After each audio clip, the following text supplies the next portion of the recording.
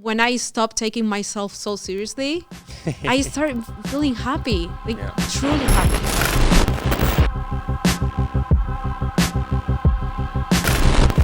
What's kind of next for you? And I'm not asking like what next brand you're going to work with, but like what's like a creative edge where you're like, this is what I want to learn. Like, oh, maybe I want to get into the VR world or the AR content. I don't know. Like what's next for you? Where are you going creatively? So I have a team. Okay. I have editors, I have community managers, I have a personal assistant, because it's impossible to do all this work by myself. Mm-hmm. But right now, in this time of quarantine, I've been just focused on evolving and becoming the Katy that I am right now, because I was dealing with so many things. Mm-hmm. And I just put myself first.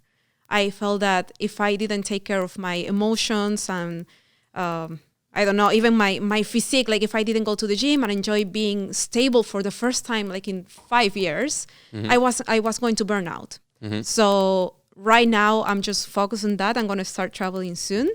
But some things that I just can't say that much. I have big projects for 2021 if everything goes back to normal. Okay. But great. yes, like you said, it's impossible to do everything by yourself. And if you want to grow, you need to start deliberating. Is that the word? Yeah.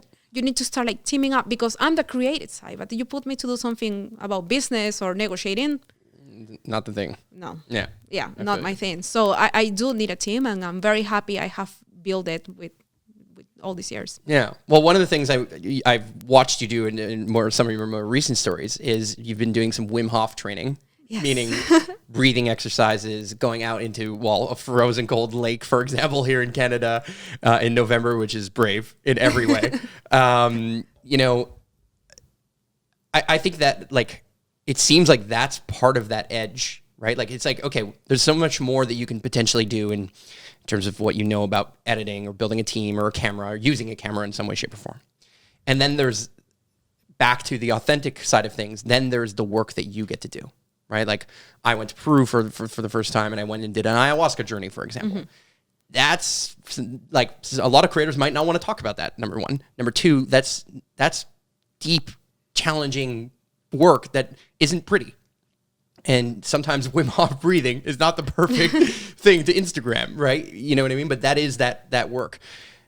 I mean, just talk to me a little bit about when you do, because we all feel down. We all feel like we're going through different challenges. I know that I've taken on a more of a body challenge and kind of getting physical, and that's drastically shifted my anxiety, and it's drastically shifted how I feel about in certain moments, just in terms of depression and other things.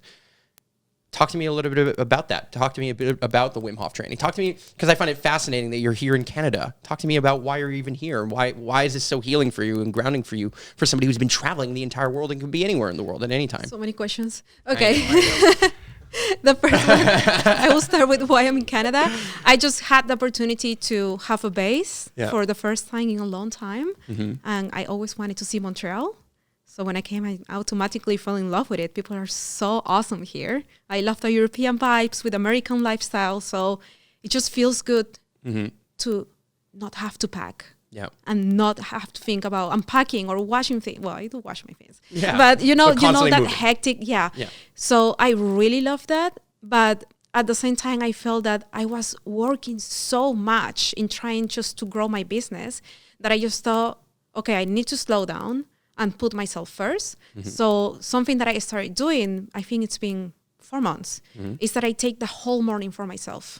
It doesn't matter what I have to do. If I have something pending, the mornings are for me and only me. So I work out, I cook myself a delicious breakfast, I do my breathing exercises. And since then I realized that my life really took a really crazy turn. Mm-hmm. And then I was talking to a friend, he's a content creator, Sasha Juilliard. I don't know if you, I do. He's so talented. Yeah, no and he told me about Wim. And he's like, you have to do it. And promise me you're going to do it. I'm like, okay. And he sent me a couple documentaries to watch on him. Mm-hmm. And I watched it and I was just so shocked that you could do so much just by breathing. Yeah. He's like, that's going to help you feel better. Like whenever you feel you are having like a panic attack or anxiety, just do that. And one day I downloaded the app and I started doing it. And at the beginning, I felt like I was going to faint. Like my fingers were tingling and I was thinking, oh my gosh, like, if I do this, I'm going to die. But after, I just felt amazing. And I tried, I don't know if you watched The the Goop Lab. Yep. Mm-hmm. They make, what's the name of this actress? Gwyneth Paltrow. Gwyneth, yeah. They make her do push-ups. Yep. And then breathe and then push-ups again. And I tried it and it really works. It really does. I will tell you a small story, but I think it's so relevant. Years ago in the winter of 2012, 2013, we actually had Wim Hof before he was big come to Montreal. Oh my gosh. Wim Hof has slept in my bed. Not with me, just to clarify. I don't know if that would be a bad thing anyway, but that one's on a different platform, not YouTube. Detracting from the story. We literally brought Wim Hof here to Montreal, and we brought him to the ice hotel, and he was standing in ice, and then we all did the Wim Hof training, standing on Mount Royal, standing in the snow, doing the breathing, and I remember there was this one girl right, that whole vibe, but it was amazing because it lets you know that you can push limits. Yes. And that your limitations, your not enoughness, your anxiety, your depression, the things that maybe when you see and you're scrolling on Instagram and you're like, why isn't my life like this? Well, the smallest little detail, the smallest little thing of like taking the mornings for yourself, getting in your body, spending time like really feeling good or doing breathing exercise or whatever that looks like. Those little things I've noticed matter. Yes.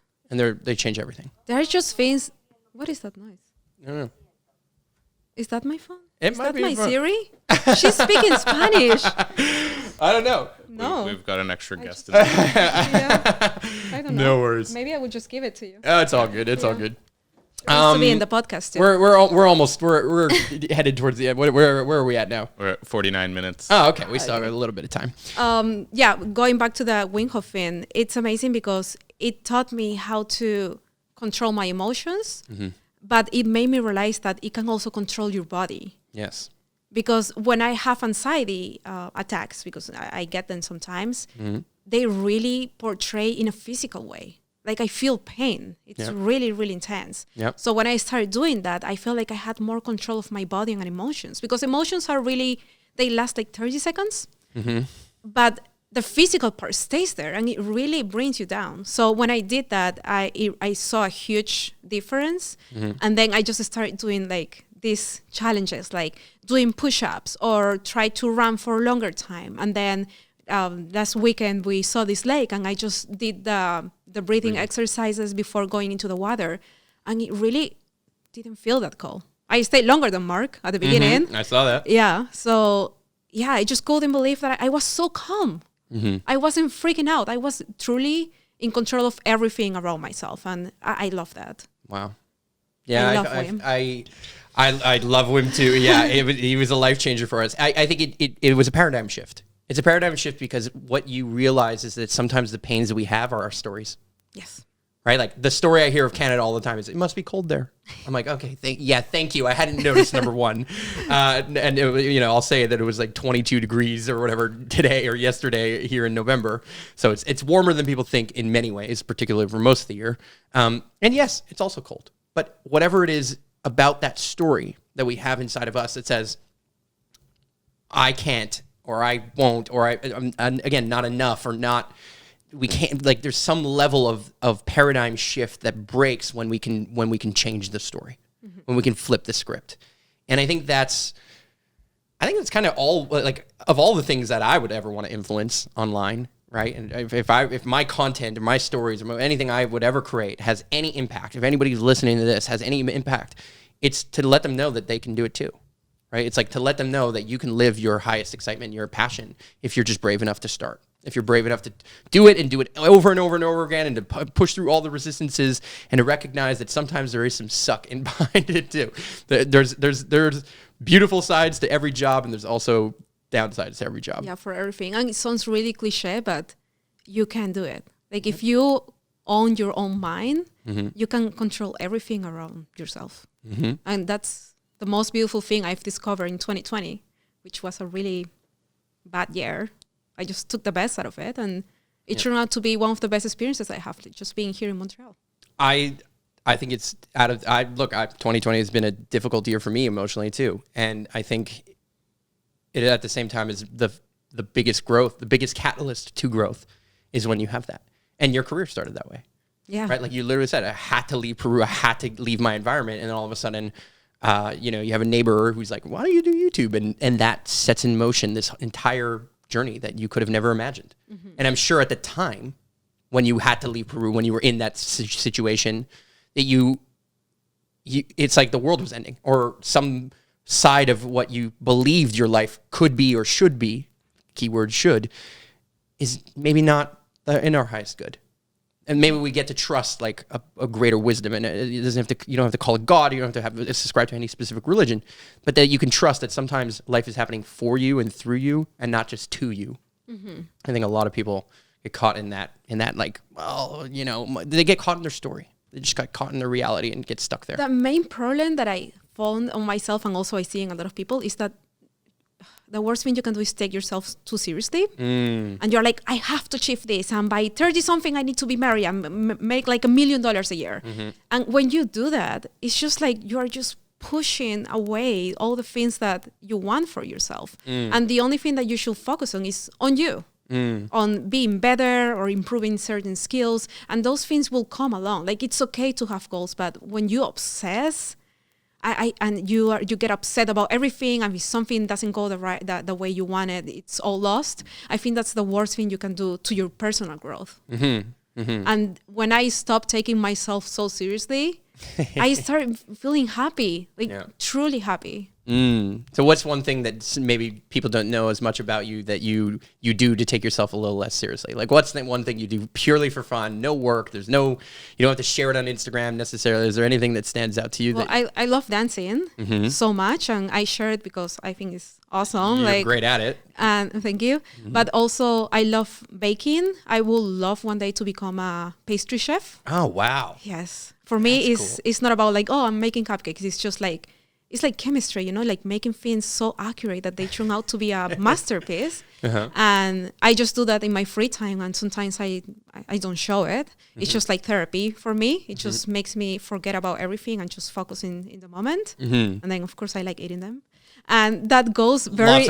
Lots of amazing pastries here in Montreal. I don't know if you've discovered. I have. I have. You've definitely found the almond croissants and all of those, the chocolatiens and whatever it is. Okay, good. Just making sure. Oh my gosh. You can't come to this city and not experience some of the French culture specifically. No, it was incredible. Yeah.